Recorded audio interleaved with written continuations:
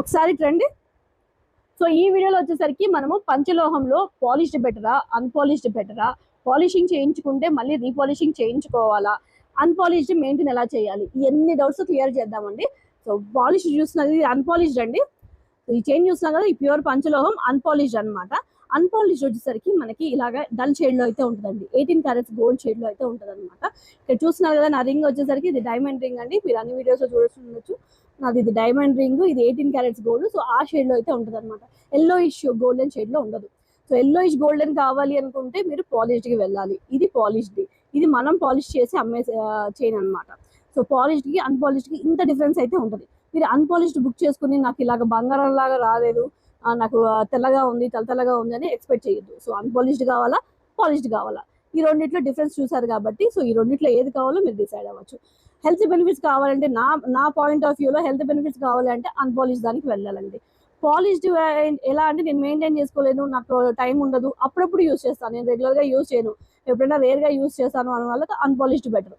కాకపోతే ఒకసారి పాలిషింగ్ చేయించిన తర్వాత మాత్రం మీరు యూస్ చేసిన తర్వాత ఇదే షేడ్లోకి వస్తుంది. బట్ ఎన్నాళ్ళకి, ఇప్పుడు ఇది నేను అందుకే ఈ చైన్ పెట్టాను అనమాట. పాలిషింగ్ చేసిన చైన్కి తర్వాత ఫ్యూచర్లో ఏం మెయింటైన్ చేయాలి అంటే ఖచ్చితంగా రీపాలిషింగ్ అనేది చేయాలి. సో ఎందుకు అంటే చూడండి, ఈ చైన్ మేడము నా దగ్గర అన్పాలిష్ చైన్ తీసుకున్నారు అనమాట, ఒక మేడము. సో ఇదే అన్పాలిష్ చైన్ తీసుకుని ఆవిడ బయట పాలిషింగ్ చేయించారు. పాలిషింగ్లో కూడా డిఫరెన్స్ చూడండి, మనం ఇది అన్పాలిష్డ్ అమ్ముతున్నాము, ఇది పాలిష్డ్ మన దగ్గర ఉన్న చైన్, మనం పాలిష్ చేయించినవి స్వయంగా. సో ఇది వచ్చేసి మనకి గోల్డెన్ షేడ్ లో ఉంటుంది. ఇది మేడం బయట ఎక్కడో పాలిషింగ్ చేయించుకున్నారు, అది వచ్చేసరికి ఎల్లో ఇష్ గోల్డ్ గా ఉందన్నమాట. సో అది డిఫరెన్స్ అనేది కూడా పాలిష్ లో కూడా డిఫరెన్స్ అనేది వస్తుంది. సో ఇది మేడం గారి చైన్ అనమాట. ఇది వచ్చేసరికి ఇక్కడ కాస్త బాగానే ఉంది, ఇక్కడ చూడగా ఇక్కడ అంతా మనకి పాలిషింగ్ అనేది నిదానంగా పోతుంది. మేడం యూజ్ చేశారు కాబట్టి అక్కడక్కడ పాలిషింగ్ అనేది పోయింది. సో ఇలా అయితే మనం యూజ్ చేయలేం కదా, ఇది మొత్తానికి పాలిషింగ్ పోయి ఈ షేడ్ బయటపడేదాకా అయితే మనం వెయిట్ చేయలేము. సో ఎందుకు అంటే ఒకసారి పాలిషింగ్ అయింది అంటే చైన్ ఖచ్చితంగా దాన్ని మళ్ళీ రీపాలిషింగ్ అనేది చేయించాలి ఖచ్చితంగా. అది ఈ చైన్ అయినా సరే పాలిష్ పడింది అంటే మళ్ళీ రీపాలిషింగ్ అనేది చేయించాలి. సో ట్రావెల్ లో గోల్డ్ క్యారీ చేయడం కష్టంగా ఉంది అనుకున్న వాళ్ళు పాలిష్డ్ తీసుకోవచ్చు అండి. అకేషనల్ వైజ్ యూజ్ చేసే వాళ్ళు పాలిష్డ్కి వెళ్ళొచ్చు అనమాట.